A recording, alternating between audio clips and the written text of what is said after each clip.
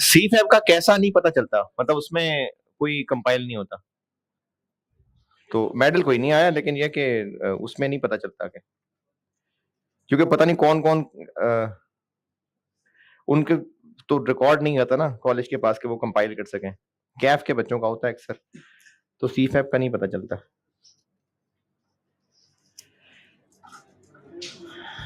अच्छा ही आया होगा, ये भी दो लड़के यही मिलने ही आए हुए थे जी। नहीं नहीं, वो 2-3 पेपर जो पढ़ के दिए थे वो, अब तो याद भी नहीं यार क्या बात चल रही थी।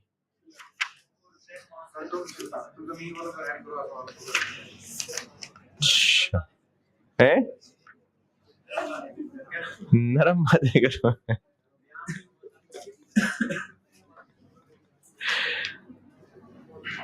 बयान में सख्त बातें कहाँ गई थी यार? है कहा? दोनों पार्ट सुन लिए हैं? कहाँ सख्त बातें की यार?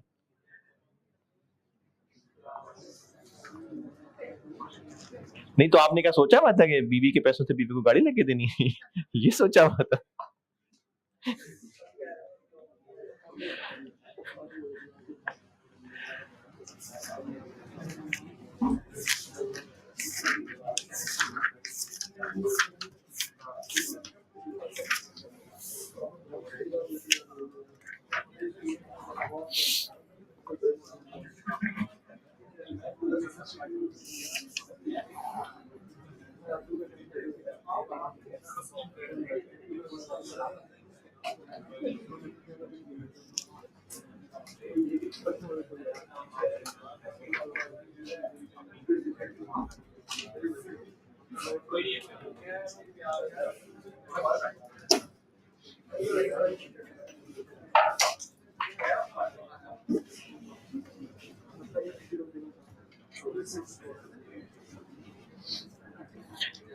चलो नरम बात कर ले।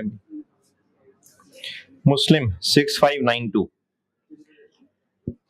सैयदना अबू हुरैरा रज़ियल्लाहु तआला अन्हु से रिवायत है, रसूलुल्लाह सल्लल्लाहु अलैहि वसल्लम ने फरमाया, सदका देने से माल कम नहीं होता, सदका देने से माल कम नहीं होता, और जो बंदा माफ कर देता है अल्लाह उसकी इज्जत बढ़ाता है, और जो बंदा अल्लाह ताला के लिए आजी इख्तियार करता है अल्लाह ताला उसका दर्जा बुलंद करता है। देखें, ये 3 वो हैं जो ज़ाहिरी तौर पे लग रहा है तो अल्लाह उसकी नफ़ी कर रहे हैं। खर्च कर दिया सदका, लेकिन अल्लाह फरमा रहे हैं नहीं, माल कम नहीं होता। और जो बंदा माफ कर देता है, अच्छा माफ करने वाले को समझा जाएगा कि शायद कमजोर पड़ गया, तो अल्लाह फरमा रहे हैं अल्लाह उसकी इज्जत बढ़ाता है। और जो बंदा अल्लाह ताला की आजी इख्तियार करता है अल्लाह ताला उसका दर्जा बुलंद करता है। सवाल कल एक कर रहा था और आपके पुरजोर और सरार पे वो होमवर्क दे दिया था, और आप लोग बज़िद थे कि आप उसको खुद करना चाहते हैं, और कर भी लिया होगा, कोई मसला भी नहीं आया होगा। पॉइंट नंबर 1,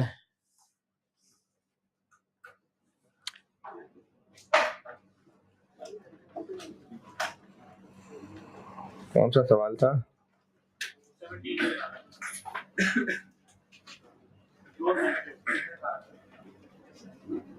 रोज लिमिटेड, हाँ जी। Point number 1, tax rate normal वाला 30% दिया हुआ है। पॉइंट 2, इसमें किसी को मसला? ये वो बेचारे एसेट वाला पॉइंट है जिसमें हमें डेफर्ड टैक्स के लिए इसको एसेट कहना पड़ता है, जीरो कैरिंग अमाउंट, और टैक्स बेस होती है जितना कल को डिडक्शन मिलनी है, वो मिलनी है 4 साल की 12। पॉइंट 2 में किसी ने कुछ पूछना? Point 3, trade and other payables 40 के हैं, जिसमें एक अनअर्न्ड कमीशन यानी एडवांस कमीशन इनकम भी शामिल है। तो ट्रेड एंड अदर पेबल्स को अलग कर लेते हैं और एडवांस कमीशन को अलग कर लेते हैं। 10 ये है तो फिर 30 ये है, और इस अदर वाले की टैक्स बेस दी हुई है 25, और इसकी टैक्स बेस 10। क्यों? क्योंकि टैक्स वाले इसको टैक्स करते हैं एक्रूअल बेसिस पे, और ये कहां लिखा है एक्रूअल बेसिस पे? Commission is taxable when it is earned by the company, not received by the company, earned by the company. तो एक्रूअल बेसिस पे है और उसमें फिर दोनों की कैरिंग अमाउंट टैक्स बेस बराबर होती है।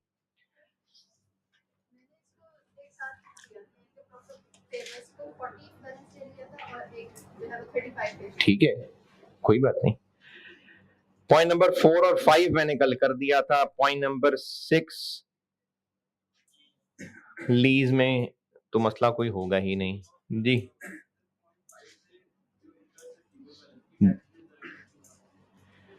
टैक्स बेस तो जीरो ही है इंटरेस्ट रिसीवेबल की, क्योंकि है इन्वेस्टमेंट तो बस इन्वेस्टमेंट है, उसकी तो टैक्स बेस वही 40 ही होगी। वो तो हमने इन्वेस्ट कर दिया, तो बस जो कॉस्ट है वही टैक्स बेस है।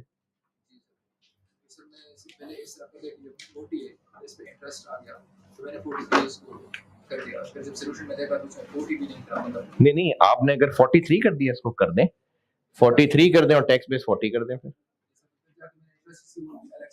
नहीं, ये तो फिर आपने ज्यादती की ना। तो इसके साथ कि जब हम दूसरा वाला है ना सर, जिसमें डिसमेंटिंग कॉस्ट को जो प्रेजेंट पे हम कॉस्ट को भी ऐड करते हैं और फिर जाकर अलग से लायबिलिटी भी दिखाते हैं। अच्छा चलो ठीक है, उसके साथ मैं आपकी बात समझ गया, उसके साथ उसका जवाब देता हूँ, फिर इसके साथ ये बता दूंगा। इंटरेस्ट टैक्स होता है रिसीट बेसिस पे, तो पिछले साल भी ऐसे ही होता था, अगले साल भी ऐसे ही होगा, तो टैक्स बेस जीरो। अच्छा चलें, टैक्स बेस क्यों जीरो? कल को जब इंटरेस्ट मिलेगा तो उस पर टैक्स लगेगा, लगेगा है क्या बोला? नहीं कुछ और। हाँ, तो उस पर टैक्स लगेगा, पूरे पे लगेगा या उसमें से कुछ माइनस होगा? पूरे पे लगेगा, कुछ माइनस नहीं होगा, तो जीरो।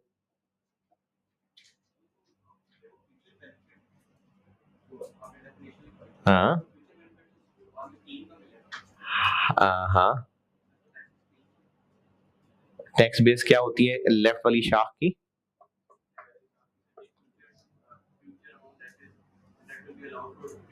जी, तो कल जब कैश मिलेगा उस पूरे पे टैक्स लगेगा या उसमें कुछ डिडक्शन अलाउ होगी?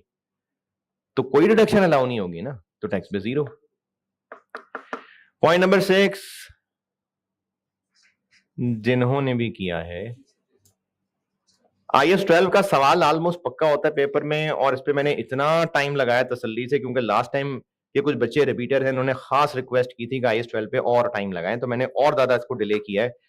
अब भी अगर साथ साथ क्लास वर्क होमवर्क नहीं करेंगे यार, क्या करूं फिर, 6 महीने लगा दूं उस पे। पॉइंट नंबर 6 जिन्होंने भी सवाल किया है, पॉइंट नंबर 6 में कोई परेशानी? Right of use, lease liability नहीं। Point 7 plant.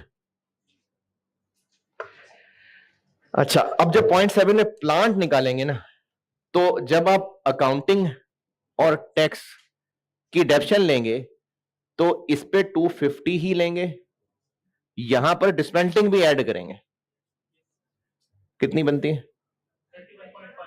पॉइंट।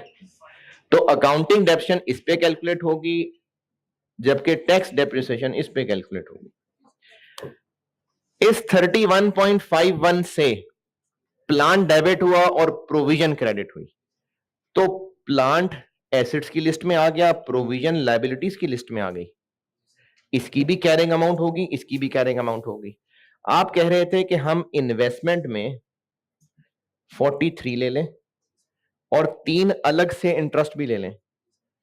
ये डेबिट हो रहा है, ये क्रेडिट हो रहा है, राइट ऑफ यूज डेबिट हो रहा है, लीज लायबिलिटी क्रेडिट हो रही है, ये तो दो चीजें एसेट लायबिलिटी क्रिएट हो रही हैं। इसमें आप इसको दोबारा से एसेट क्यों बना रहे हैं? 43 investment debit, interest income credit, liability कहां है? प्लांट डेबिट प्रोविजन क्रेडिट, एक एसेट बन गया, एक लायबिलिटी बन गई। Right of use debit, lease liability credit, एक एसेट बन गया, एक लायबिलिटी बन गई। Investment debit, interest income credit, liability कौन सी बनी है? हाँ, तो आप इसीलिए ले रहे थे ना कि आप उसको इसका दूसरा फैक्ट यहां ले रहे हैं, तो वो तो प्लांट डेबिट एसेट है, प्रोविजन क्रेडिट लायबिलिटी है। Right of use asset debit है, asset, lease liability credit liability है, वो तो दोनों आने बनते हैं। अगर आप वो एंट्री आईएफआरएस 9 वाली कर भी दें, investment debit 3 million, interest income credit 3 million ना, कोई लायबिलिटी थोड़ी बनेगी। हाँ तो वही गलती बता रहा हूं ना, तो अब ठीक है कि नहीं। प्लांट की कैरिंग अमाउंट और टैक्स बेस में कोई एतराज, प्रोविजन की कैरिंग अमाउंट और टैक्स बेस में एतराज, चले हो सकता है कैमरे पार वालों को हो। प्रोविजन 1 जनवरी 17 को 31.51 बनाई, 31 दिसंबर 17 पे इस पे इंटरेस्ट लगा,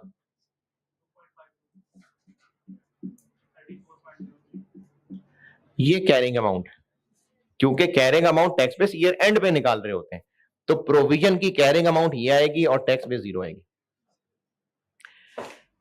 0.7 का सेकंड बुलेट पॉइंट, इसमें एतराज, क्या एतराज? 4 बिल्डिंग्स थी, उन 4 बिल्डिंग्स में से एक बेच दी, तो अब जब एक बेच ही दी है तो उसका डेफर्ड टैक्स कैलकुलेशन से क्या ताल्लुक है?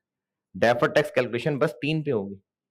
अगर करंट टैक्स भी होता ना तो जो बेची है उसका फिर हम गेन ऑन डिस्पोजल निकालते।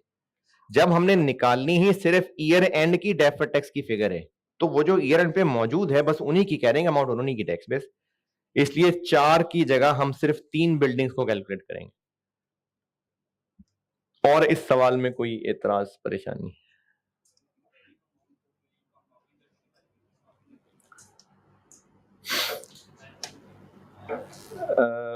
बचपन में ना एक होता था रिड्यूसिंग बैलेंस मेथड, तो उसमें अगर बुक वैल्यू निकालनी होती थी तो हर साल की डेप्शन माइनस करते करते पहुंचेंगे, तो आप ना शॉर्टकट लगाएं, आप हर साल की अलग डेप्शन निकाल लें। वो मैंने शॉर्टकट लगाया है।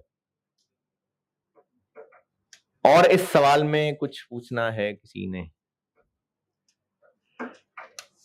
अच्छा, जिसने नहीं पूछना तो क्यों नहीं पूछना? क्योंकि समझ आ गया सबको।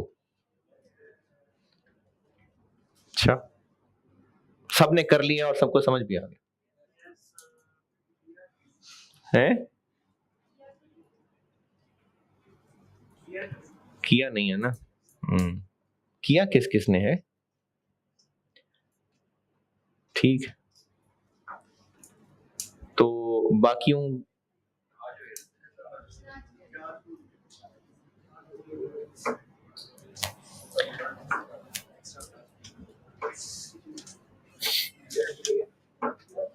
आज मैंने फिर एक क्लास एक्स्ट्रा भी रखी हुई, एमएफए की।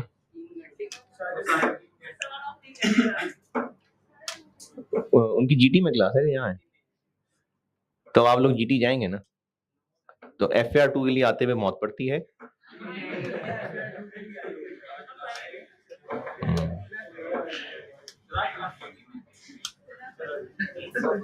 हाँ जी,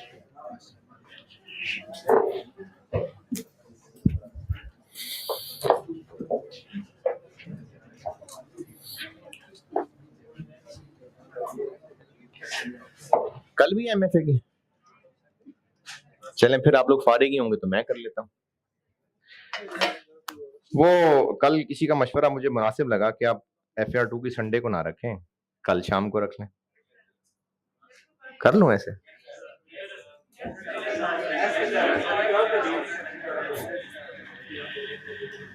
चलें कल सुबह फैसला करूंगा, चांसेस हैं कि फिर मैं शायद कल शाम को रख लूं।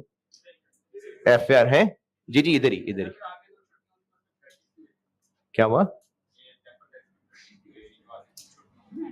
नहीं तो इसमें ये कह रहे हो कि हाँ आज रख लें, मतलब हाँ आज कल रख लें और संडे को ना रखें? हाँ ठीक है, ज्यादा चांस इसी बात के हैं।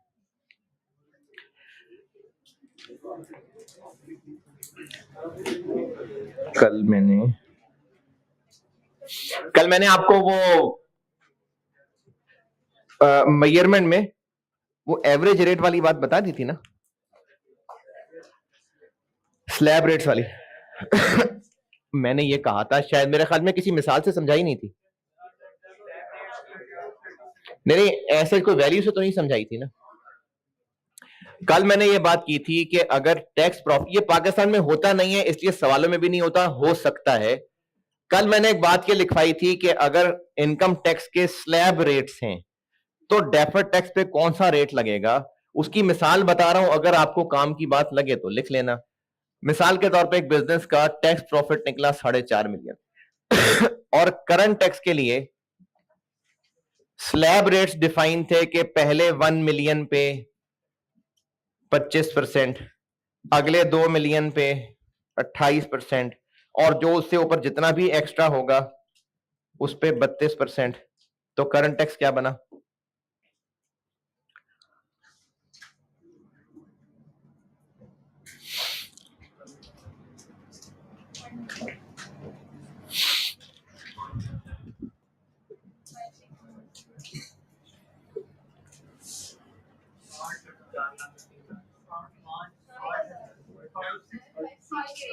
किधर?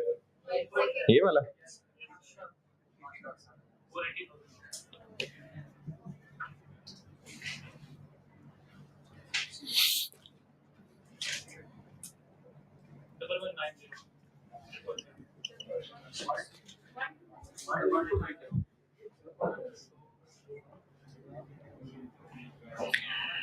डेफर्ड टैक्स निकालते हुए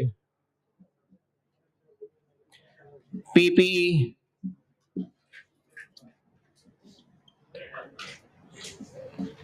इसी तरह राइट ऑफ यूज वगैरह, मतलब डेफर्ड टैक्स निकाल रहे हैं। अब इन डिफरेंसेस पे टैक्स रेट कौन सा लगेगा? एवरेज। कैसे निकलेगा एवरेज?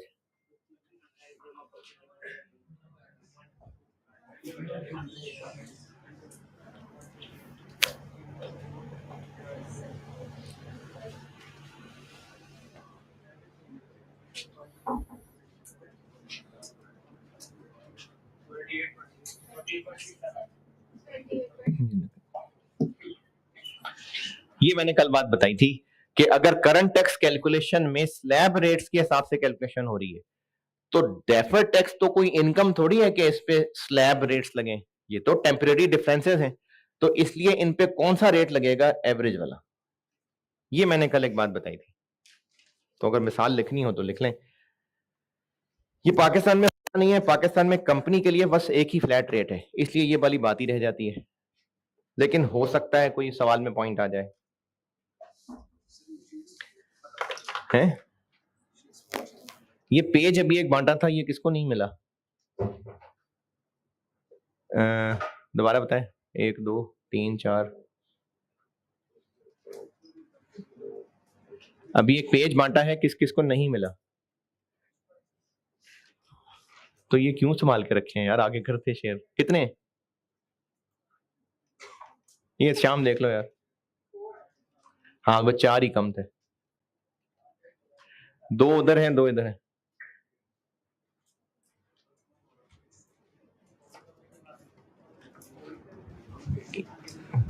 दो इधर 2 पीछे, 4 लोगों ने हाथ उठाया था।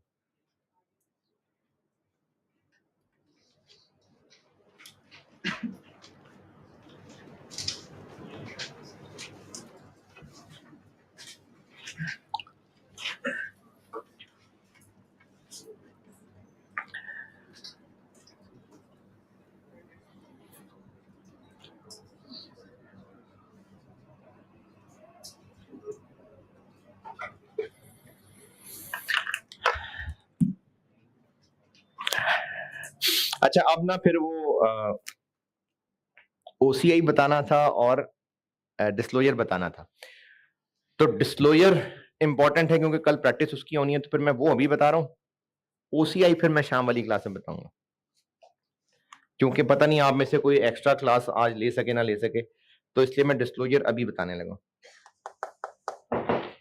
अच्छा अब रह गया है सिर्फ डेफर्ड टैक्स की ओसीआई से रिलेटेड ट्रीटमेंट, वो शाम वाली क्लास में एक्स्ट्रा में, और बट डिस्क्लोजर रह गए। डिस्क्लोजर बताने लगा जी। वो सिंपल एवरेज होगा ना, सिंपल एवरेज एक बकवास एवरेज होता है, सिंपल एवरेज कहीं भी पसंदीदा नहीं है। तो ये एक वेटेड एवरेज कह लें किया हुआ।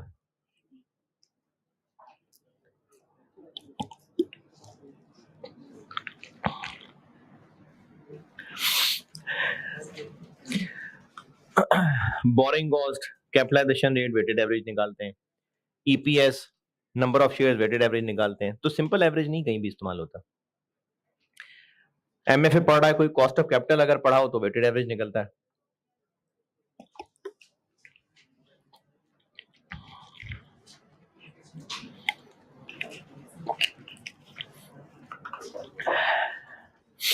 सिंपल एवरेज तो वहां इस्तेमाल हो जहां एक ही फैक्टर है।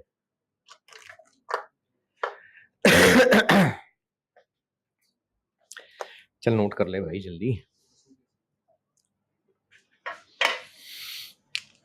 अच्छा, इसका जवाब है कि ये इस्तेमाल होगा।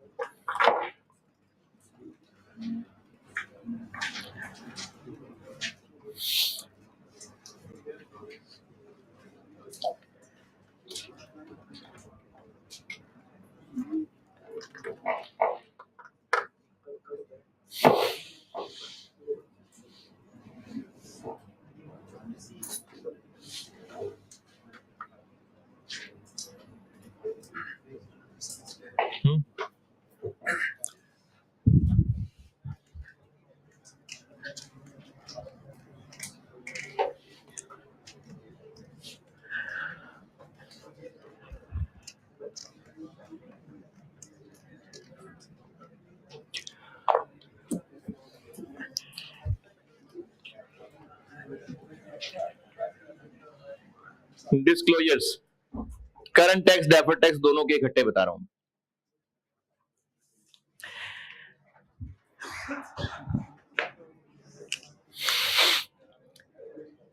अच्छा, डिस्क्लोजर्स किस लाइन आइटम के कैसे, इसके लिए ना मैं आपको सिर्फ एक ओवरऑल पिक्चर दिखाने के लिए बता रहा हूं कि एसओएफपी में करंट टैक्स, डेफर्ड टैक्स से रिलेटेड क्या क्या आ रहा होगा। डेफर्ड टैक्स से रिलेटेड क्या आ रहा होगा एसओएफपी में? क्लोजिंग डीटीए या डीटीएल आ रहा होगा। अगर डीटीए है तो नॉन करंट में आ रहा होगा, डीटीएल है तो नॉन करंट लाइबिलिटीज में आ रहा होगा। तो एक तो नॉन करंट में डेफर्ड टैक्स आ रहा होगा। अच्छा, डेफर्ड टैक्स में उस डीटीएल डीटीए को कह रहा हूं, और उसके अलावा करंट टैक्स से रिलेटेड कुछ, अगर एडवांस टैक्स दिया हुआ है तो वो करंट एसेट्स में आ रहा होगा। ये मैं डिस्क्लोजर नहीं लिख रहा अभी, अभी मैं आपको बता रहा हूं एसओएफपी एसओसीआई में क्या आ रहा होगा, उसका नोट बना के दूंगा। और करंट लायबिलिटी में टैक्स पेएबल आ रहा होगा, या इसको प्रोविजन फॉर टैक्स भी कहते हैं। तो एसओएफपी में करंट और डेफर्ड टैक्स से रिलेटेड ये चीजें आ रही होती हैं। और इसी तरह से एसओसीआई में करंट टैक्स, डेफर्ड टैक्स से रिलेटेड क्या आ रहा होता है? Tax expense. और टैक्स एक्सपेंस पीबीटी। इसमें से ना, जब मैं आपको वो डेफर्ड टैक्स समझा रहा था पहली 5 एग्जांपल्स, तो ऐसे भी बिजनेसेस कर सकते हैं कि फेस पे करंट टैक्स, डेफर्ड टैक्स दिखा दें, और ये भी कर सकते हैं कि नोट में अलग से दिखा दें। बस टैक्स आ जाए यहां, उसका ब्रेकअप नोट्स में। तो करंट टैक्स, डेफर्ड टैक्स से रिलेटेड एसओएफपी और एसओसीआई में ये चीजें आ रही होती हैं। अब आईएस 12 में जो डिस्क्लोजर रिक्वायर्ड किए ना, एक डिस्क्लोजर है इसका, इसका एक नोट बनाना होता है, इसको मैं नोट 1 कह देता हूं, और एक बनाना होता है इसका, इसको मैं नोट 2 यानी आईएस 12 में डिस्क्लोजर्स बनाने होते हैं इन दो के। एक जो एसओएफपी में डीटीएल या डीटीए आ रहा है, एक इसका डिस्क्लोजर बनाना होता है, और एक जो एसओसीआई में टैक्स एक्सपेंस आ रहा है, एक इसका डिस्क्लोजर बनाना होता है। तो ये दो सिखाने लगा हूं आपको।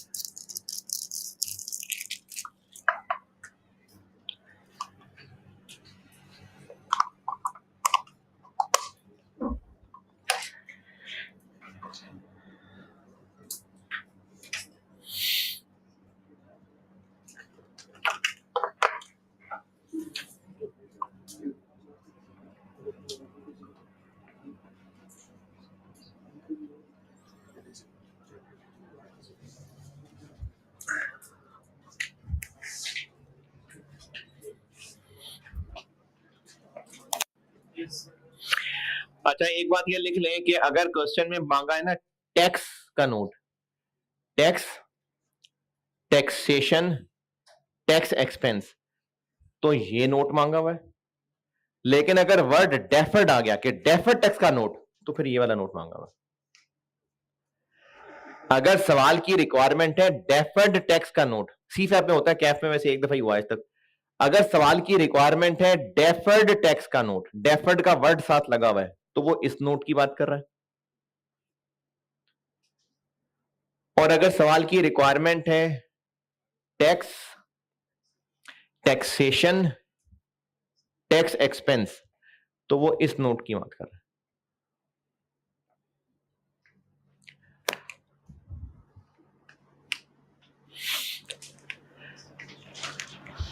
Tax, taxation, tax expense.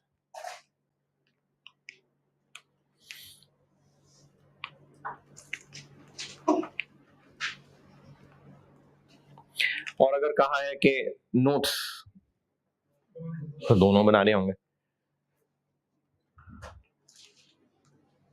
ये ज्यादा टेस्ट होता है कैफ में, सी फैप में भी ये दोनों ही होते हैं, लेकिन कैफ में ये होता है, तो पहले ये सिखाता हूं।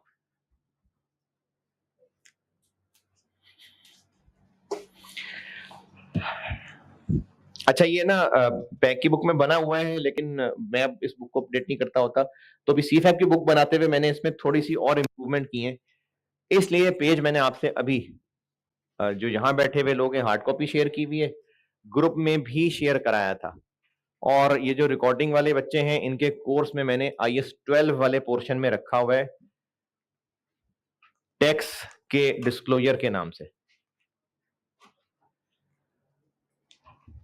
अच्छा मैंने इसको इधर सामने स्क्रीन पे दिखाता हूं और इसमें कुछ तारे जोड़ूंगा मैं, तो वो ना आप भी जोड़ लेना तारे।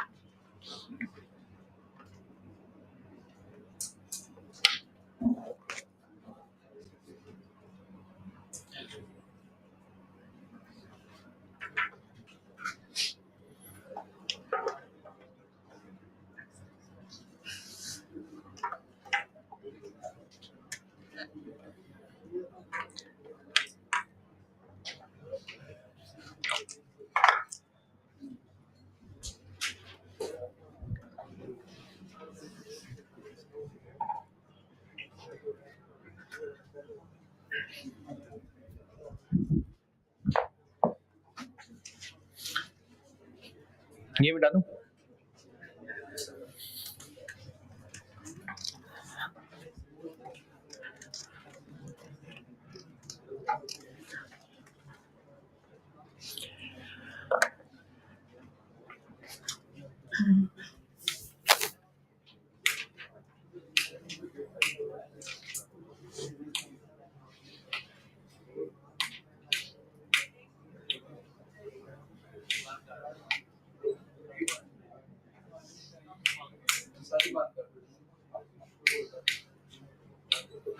नहीं वो नहीं कर रहा मैं नीचे।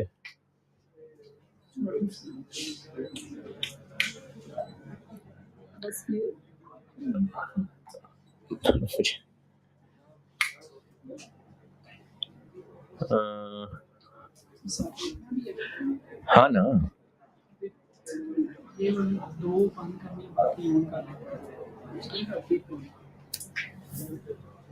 अच्छा ये जो सामने हम लोग बैठे हुए हैं इसमें कहीं पे लाइट पड़ रही है, नजर आ रहा है? क्या नजर नहीं आ रहा? हैं ये नहीं, ये सारा कॉलम ही नजर नहीं आ रहा।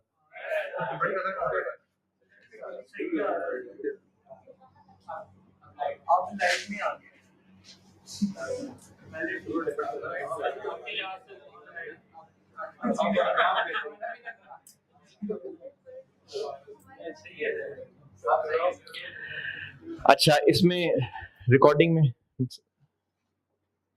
ठीक नजर आ रहा है? अच्छा, किस किस को मसला भी?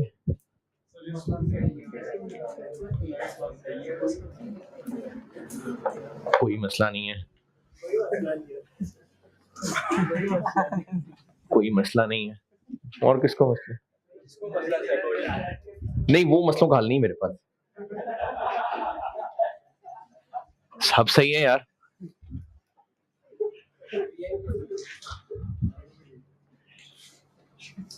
सही है।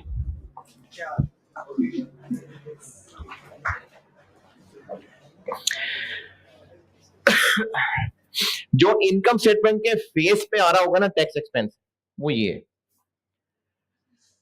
करंट और डेफर्ड। ये करंट के डब्बे के अंदर कुछ लिखा हुआ है, ये उसका टोटल है। ये डेफर्ड के डब्बे के अंदर कुछ लिखा हुआ है, डेफर्ड का टोटल है। ये current tax for the year, deferred tax for the year, इन दोनों को मिलाएंगे तो ये है tax expense for the year. Income statement के फेस पे पीबीटी के नीचे ये आ रहा है। ये है टैक्स एक्सपेंस इन एसओसीआई। ये वो टैक्स एक्सपेंस है जो tax expense for the year है, करंट डेफर्ड मिला के।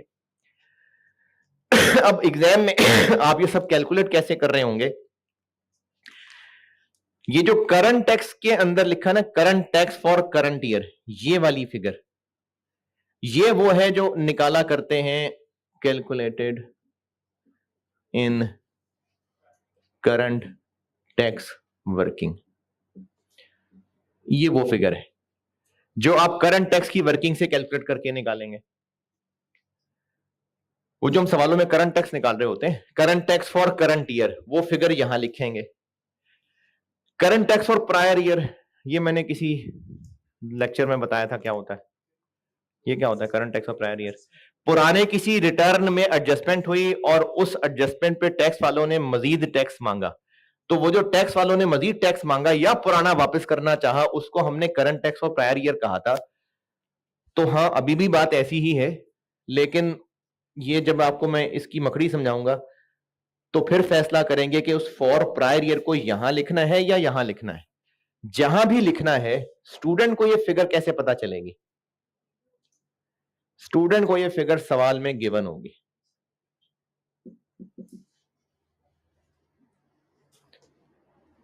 इसको हमने यहां से जहां भी लिखना है, लेकिन सवाल में ये गिवन होती है और गिवन होनी चाहिए। आप थोड़ी जाके पता करेंगे टैक्स वालों से, तो ये फिगर गिवन होगी। ये फिगर कैसे निकलेगी? जबरदस्त, शाबाश। ये इसको ऐड करेंगे, कर लेंगे सारे, इसको ऐड करेंगे तो ये आंसर आ जाएगा।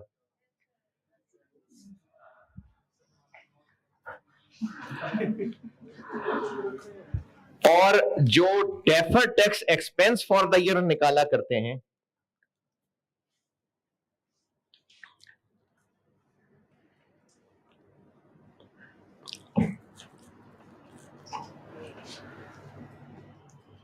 रेहान ये नजर आएगा? अंधेरा तो बिल्कुल ये।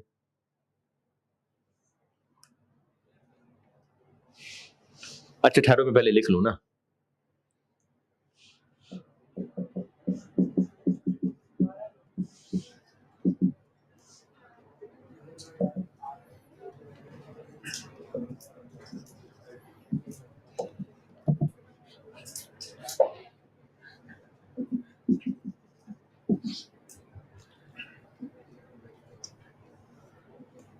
ये जो deferred tax for the year निकालते हैं, जैसे क्लोजिंग ओपनिंग का डिफरेंस लेके, ये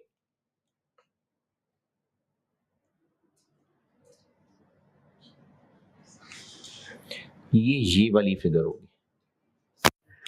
यानी जो हम deferred tax expense for the year निकाल रहे हैं ना कुछ अरसे से, वो इस डब्बे का टोटल है।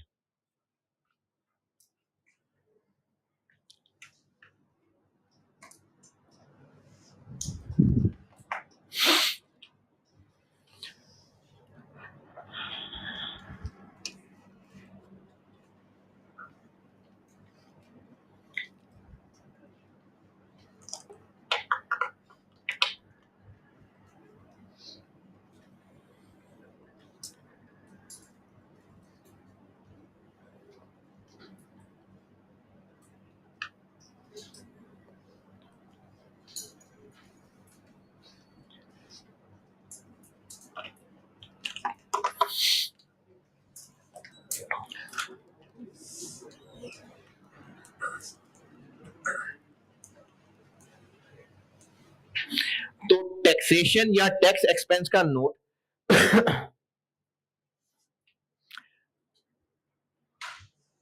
अच्छा, आप सब समझदार बच्चे लग रहे हैं मुझे। तो कोई ऐसे तो नहीं परेशान कि मैंने अभी जो एसओसीआई और एसएफपी यहां लिखा था, तो मैंने एसओएफपी में लिखे वाले के साथ नोट 1 लिखा था और एसओसीआई में वाले के साथ नोट 2 लिखा हुआ था। तो आप कहें जी ये तो नोट 1 तो वो था, तो ये तो आप, ये मैं एसओसीआई वाला बता रहा हूं, ये एमई 1 लिखा हुआ है, बस कोई भी नोट नंबर हो सकता है, मैं एसओसीआई वाला एक्सप्लेन कर रहा हूं ये।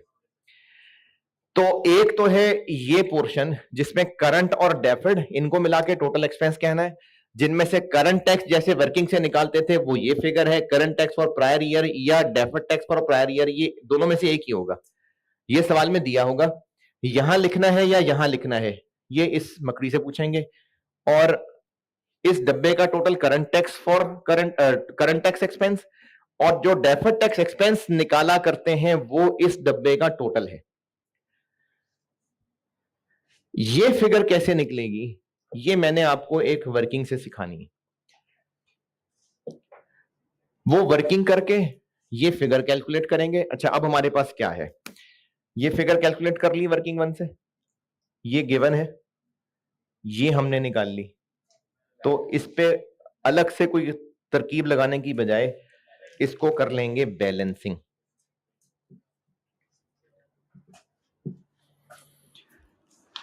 ये बैलेंसिंग फिगर होगी। और अगर किसी सवाल में ये और ये हैं ही नहीं, तो यही हरी वाली फिगर ये होगी। ये हो गया टैक्स एक्सपेंस का वो फिगर जो एसओसीआई में आना है, और टैक्स एक्सपेंस के नोट में इसको इस तरह लिखा जा रहा होगा।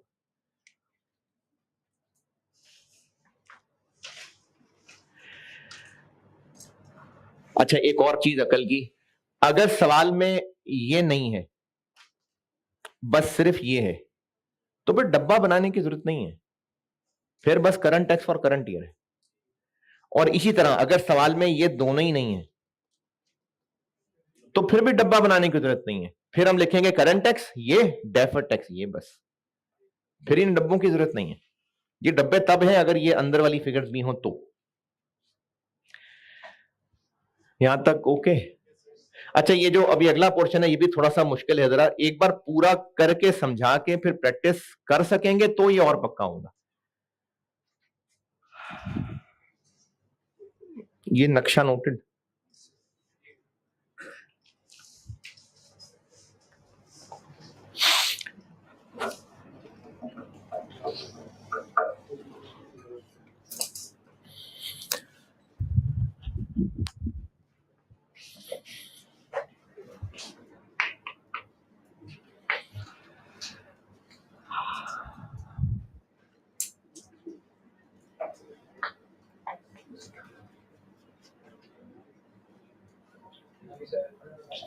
अच्छा, अब एक काम ये करें कि जो मैंने आपको डेफर्ड टैक्स की पहले 5 मिसालें बताई थी, और इवन के छठी को छठ से बाद बताई थी जब कैरियर फॉरवर्ड लॉस किया था। डेफर्ड टैक्स मैंने 5 एग्जाम्पल से समझाया था, फिर बाद में जाके जब कैरियर फॉरवर्ड लॉस बता दिया था तो एक 6 भी बताई थी। तो उन 5 में से, और छठी भी बेशक, एग्जाम्पल 5 के अलावा किसी भी एग्जाम्पल में किसी भी ईयर में पीबीटी पे टैक्स रेट लगा के देखें।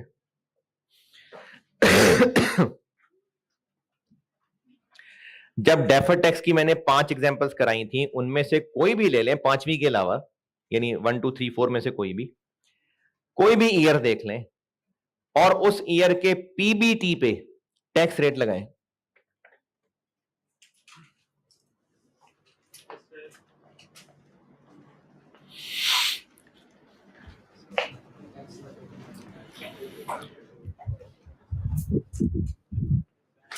हाँ जी, क्या जादू हो रहा है?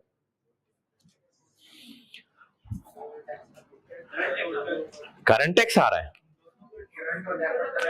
टोटल टैक्स एक्सपेंस आ रहा है, ये फिगर आ रही है। ये एग्जाम्पल 5 के अलावा बाकी जिनमें भी आप जिस ईयर में मर्जी पीबीटी पे टैक्स रेट लगाएं तो वो टोटल टैक्स एक्सपेंस के बराबर आंसर आ रहा है। ऐसा क्यों हो रहा है? ऐसा इसलिए हो रहा है कि अगर हम पीबीटी से शुरू करते और टैक्स वालों से जो डिफरेंसेस हैं उन डिफरेंसेस को एडजस्ट करते हैं, यानी हम लोग अकाउंटिंग डेप्शन ऐड टैक्स डेप्शन लेस करते हैं। मिसाल के तौर पर ये 100 मिलियन था और हमने कोई 40 मिलियन एडजस्ट करके तो टैक्स प्रॉफिट बना दिया 60। और अगर टैक्स रेट 30% है तो करंट टैक्स के लिए किस पे रेट लगाया? करंट टैक्स के लिए इस पे भाई खत्म हो रहा है भाई, इस करंट टैक्स के लिए इस पे रेट लगाया, तो इस पे 30% रेट लगा के 18, इसको कह दिया करंट टैक्स। और ये जो डिफरेंसेस थे इन्हीं पे तो डेफर्ड टैक्स बनाया था और इन्हीं पे रेट लगा के इसको कह दिया डेफर्ड टैक्स। और टोटल टैक्स एक्सपेंस 30। तो अगर हम पीबीटी पे ही टैक्स रेट लगा देते तो यही 30 ही आ जाना था, है ना? अकाउंटिंग प्रॉफिट, इस पे हमने एडजस्टमेंट्स की, टैक्स प्रॉफिट निकला, प्लस माइनस के मैं नहीं अंदर अभी आपको कंफ्यूज कर रहा, एडजस्टमेंट्स की, टैक्स प्रॉफिट निकला, टैक्स प्रॉफिट पे रेट लगा के इसको करंट टैक्स कहा और इन्हीं डिफरेंसेस पे ही तो डेफर्ड टैक्स बनाया, उस पे रेट लगा के जो आंसर आया उसको डेफर्ड टैक्स कहा और इनको ऐड करके टोटल टैक्स। तो ये वही आ जाता अगर पीबीटी पे ही टैक्स रेट लगा लेते। यानी पीबीटी पे ही टैक्स रेट लगाने से ये फिगर आ सकती है ना, हमेशा आएगी। एग्जाम्पल 5 देखें, एग्जाम्पल 5,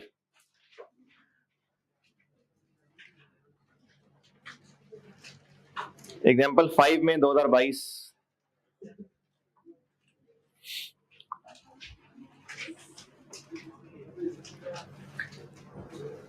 एग्जाम्पल 5 2022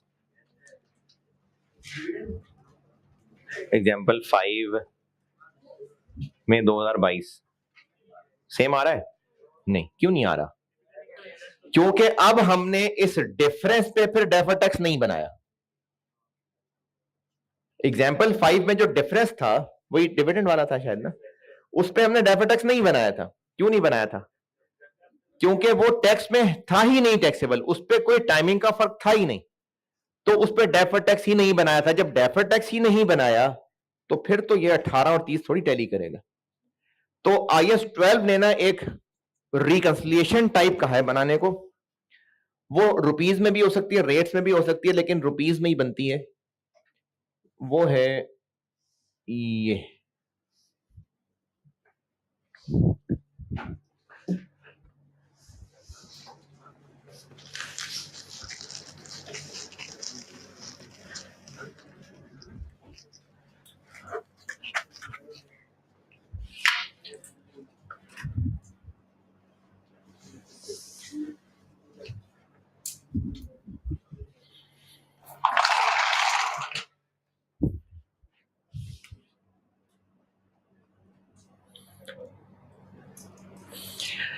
अच्छा, मैं तो इधर लाइन ही नहीं लगा रहा, आप लगा लीजिएगा। ये क्या चीज थी? Total tax expense. ये क्या है? PBT accounting profit. ये है और फिर हमने एक और पोर्शन बनाया जिसको कहते हैं relationship between accounting profit and tax expense. ये पढ़ा जा रहा है? Relationship between accounting profit and tax expense, reconciliation भी कह सकते हैं इसको। इसका कॉन्सेप्ट ये है कि अगर हम अकाउंटिंग प्रॉफिट पे ही टैक्स रेट लगा लेते तो ये इसके बराबर आइडियली स्पीकिंग आना चाहिए, तो अगर नहीं आ रहा तो कोई वजह होगी। अब वो वजह ये है, तो इस पोर्शन को बनाने का तरीका यह है कि अकाउंटिंग प्रॉफिट लिखें, यहां इस पे टैक्स रेट लगाएं और ये आंसर लिखें यहां। इसको लिख के डबल लाइन लगा के फारिग करें, उसने नीचे टोटल में नहीं आना। अकाउंटिंग प्रॉफिट लिखा, उस पे रेट लगा के ये आंसर लिखा। आइडियली स्पीकिंग ये इसके बराबर आना चाहिए। ये क्या है? Total tax expense. पीबीटी पे रेट लगा दें, ये इसके बराबर आना चाहिए था। अगर नहीं आ रहा तो कोई रीजंस हैं, वो रीजंस दुनिया वालों को बतानी होती हैं। तो इससे शुरू करके उन रीजंस को प्लस माइनस करेंगे और इसका फाइनल आंसर इससे टैली कर गया तो आप बहुत खुशी महसूस करेंगे। तो इस रिकंसिलिएशन का जो एंड आंसर है ये इससे टैली होना चाहिए।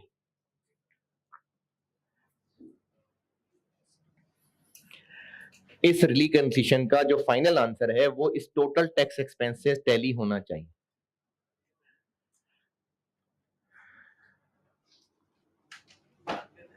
है जी?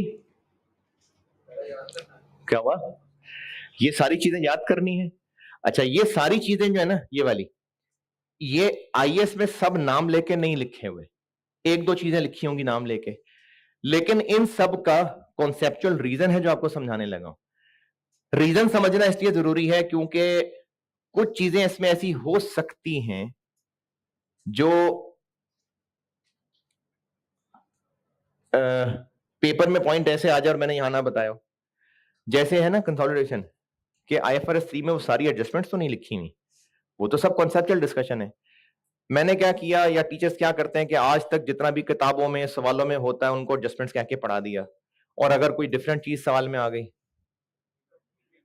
है तो अगली बार दोबारा आ जाए, उसी नॉलेज की बेस पे उसका को हल निकाल ले। तो इसी तरह से जो यहां पर लिखा हुआ है ना, इसका मैं आपको बिल्कुल समझाऊंगा कॉन्सेप्ट। और मैंने किया यह है कि जितने भी सवालों में अब तक चीजें आई थी मैंने सब यहां डाल ली, और मोस्टली वही होती हैं, यानी चांस बहुत कम है कि इनके अलावा कोई चीज होगी, बहुत कम चांस है। अगर कोई हो गई तो 18 में से 17 नंबर उसके थोड़ी होंगे, हैंडल होगी तो ठीक है, नहीं तो कोई बात नहीं। तो इसलिए इस सवाल में मोस्टली यही आइटम्स हुआ करती हैं। ये मैं आपको सारी समझा भी देता हूं और सपोर्ट के लिए इनको याद भी कर लेना। अब ये मैं आपको एक एक करके समझाता हूं। ये फिगर कहां से आई? पीबीटी। तो ये आपको गिवन थी। फिर ये फिगर कैसे बनी? इस पे वो नॉर्मल वाला टैक्स रेट लगा लिया। उसके बाद यहां से यहां तक पहुंचते हैं।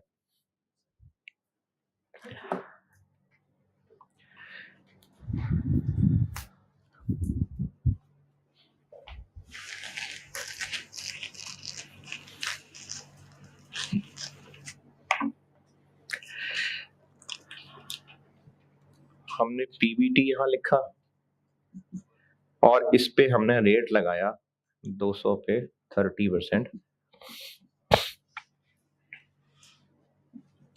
और इसको टैली करने की कोशिश कर रहे हैं किससे? जो टोटल टैक्स एक्सपेंस है। अच्छा, ये टोटल टैक्स एक्सपेंस कैसे बना हुआ है? ये आया हुआ है करंट और डेफर्ड को मिला के, है ना? बल्कि मैं अब वो पोर्शन तो नहीं खोल सकता, इसमें सामने यही खोला हुआ है, तो मैं यहां ऐसे बता देता हूं।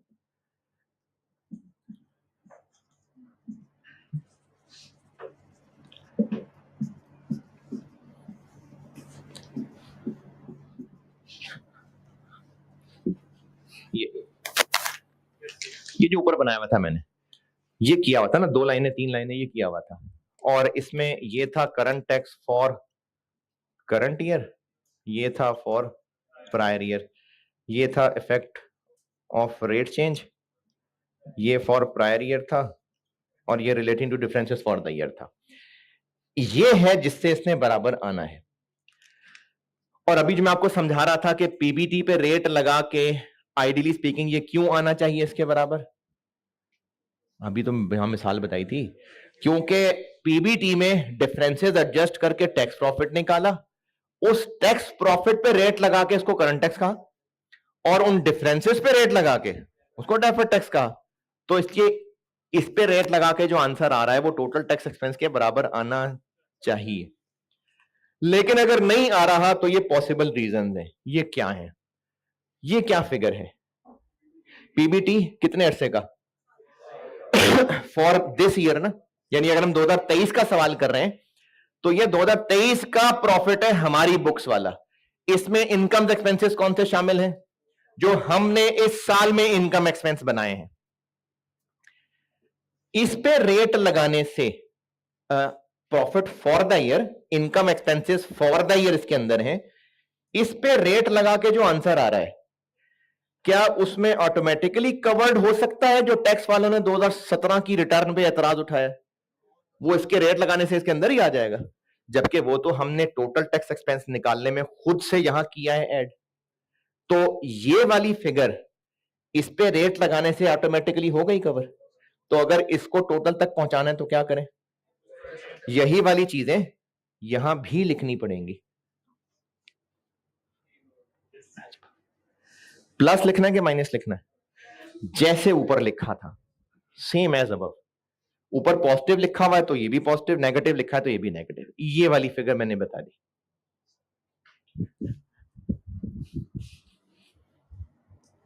इसकी बात कर रहा हूं, ये जो मकड़ी से पूछना है। जैसे यहां लिखा हुआ है, अच्छा यहां पॉजिटिव लिखना है कि नेगेटिव लिखना है? अगर टैक्स वाले ने और टैक्स मांगा है तो पॉजिटिव लिखना है, पुराना वापस करना है तो नेगेटिव लिखना है। तो जैसे यहां लिखा है वैसे ही ये नीचे यहां भी आ जाएगा।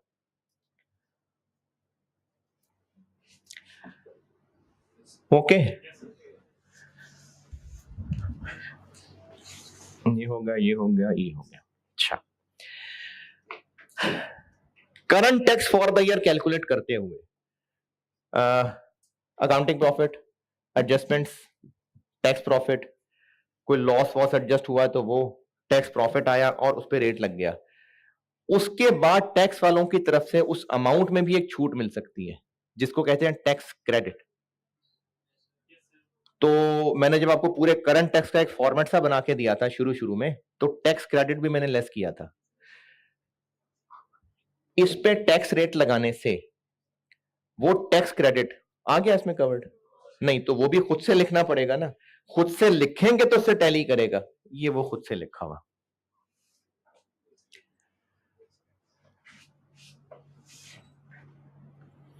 तो अगर कोई during the year tax credit मिला है तो वो भी हमें इस रिकन्सिलेशन में लिखना पड़ेगा।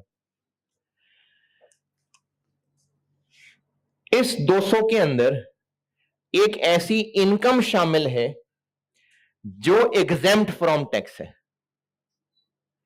इस 200 में कोई ऐसी इनकम फॉर द ईयर है जो एग्जेम्प्ट फ्रॉम टैक्स है, तो उस पर करंट टैक्स लगा होगा। इसके अंदर कोई ऐसी इनकम है जो एग्जेम्प्ट फ्रॉम टैक्स है, तो उस पर करंट टैक्स बना होगा। क्या उस पर? Yes sir. इसमें कोई ऐसी इनकम फॉर द ईयर है, कैपिटल गेन था कोई, जो एग्जेम्प्ट फ्रॉम टैक्स है, उस पे हमने करंट टैक्स बनाया होगा, डेफर्ड टैक्स बनाया होगा उस पे? नहीं। तो ऑफिशियल टैक्स एक्सपेंस में नहीं, ऑफिशियल नहीं कहता मैं, टोटल टैक्स एक्सपेंस में उस एग्जेम्प्ट इनकम पे लगने वाला टैक्स इसके अंदर है, यानी असल में तो लगा ही नहीं, जबकि पीबीटी पे रेट लगाने से उसका टैक्स शामिल हो गया। तो इसको टोटल टैक्स एक्सपेंस तक पहुंचाना है तो लेस कर देंगे, उस इनकम को लेस कर दें, उस इनकम पे टैक्स रेट लगा के लेस कर दें।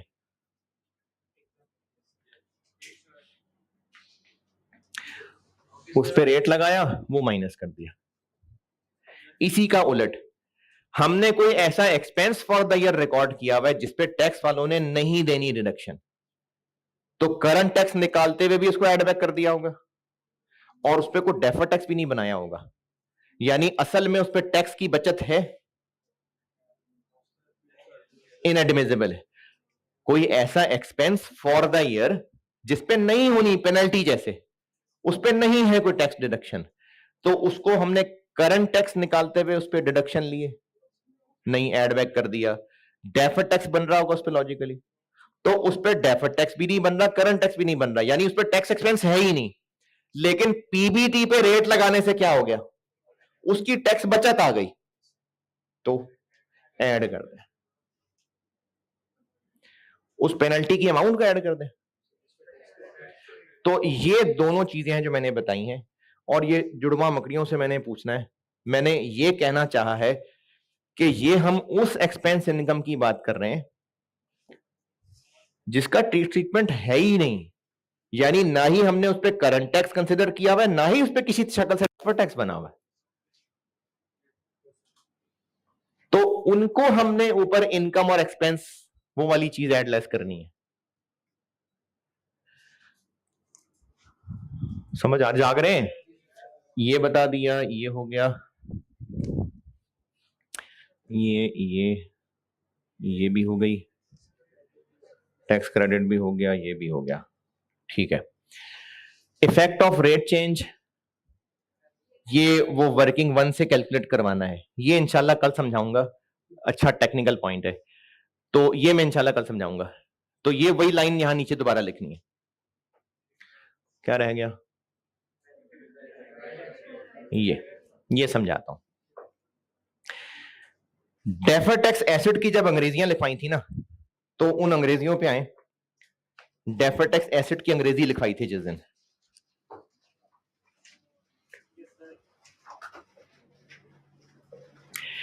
मैंने लिखा था deferred tax asset shall be recognised for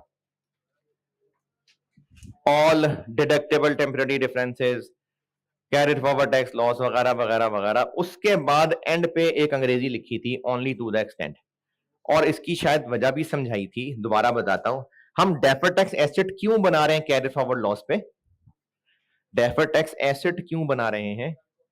कल को टैक्स में फायदा होगा, बचत होगी।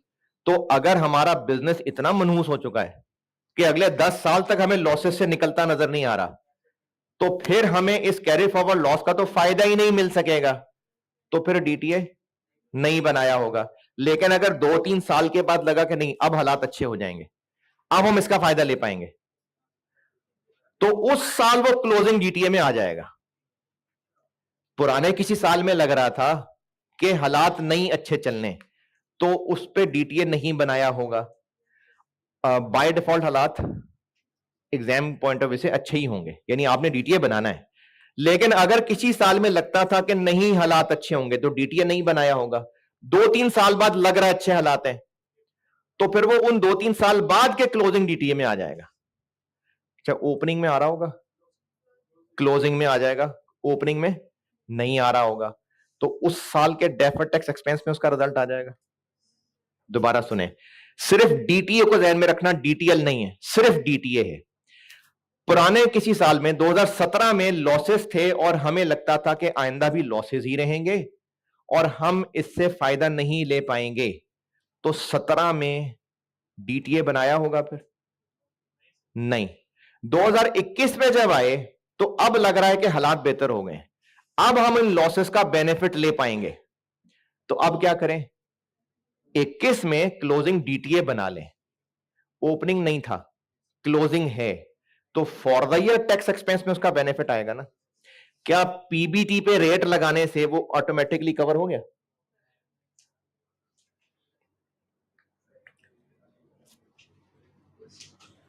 Benefit arising from a previously unrecognised, जो कि अब रिकॉग्नाइज किया, वो लेस कर देंगे। आपको कैसे पता चलेगा? सवाल ने बताया होगा। ये एक दफा टेस्ट हुआ है, वो सवाल इंशाल्लाह को प्लान है जो मेरा आपको कराने का, तो ये उसमें है पॉइंट। और ये कल बताऊंगा। अब रह गई लास्ट ये 2 चीजें, ये समझ लें। पिछले सवाल में ऐसा किया था कि डिविडेंड इनकम पे टैक्स रेट और था, इंटरेस्ट इनकम पे टैक्स रेट और था।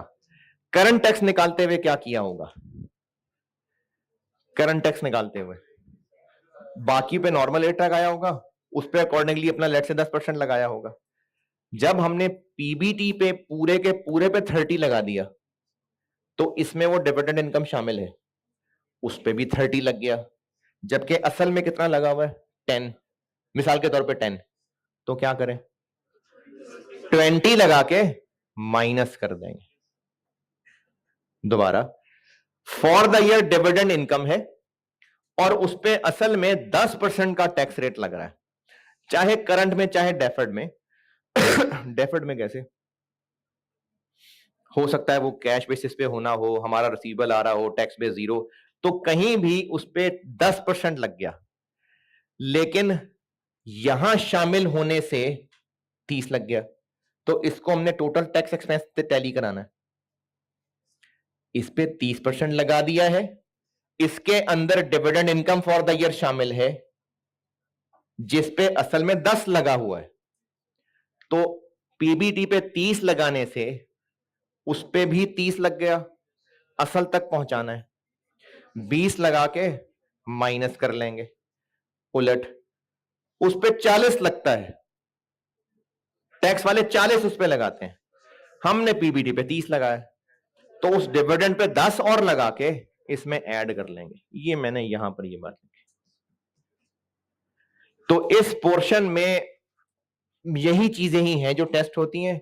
अब आपके पास इस नोट के अंदर ये चीज रह गई जो मैंने समझानी है, और बाकी ये प्रैक्टिस से इंशाल्लाह ये कल परसों में प्रैक्टिस इसकी और करते हैं। और टैक्सेशन का नोट मांगा है ना, तो ये पूरा कंप्लीट टैक्सेशन का नोट है।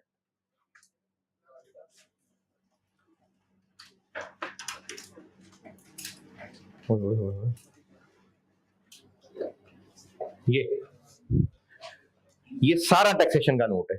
ये तो मैंने आप लोगों के लिए नसीहतें लिखी हुई हैं, ये सारा टैक्सेशन का नोट है। ये जो ऊपर पहले समझाया था वो, और ये जो समझाया, अगर टैक्स एक्सपेंस का नोट मांगा है तो ये कंप्लीट नोट है। ठीक है जी, अल्लाह हाफिज।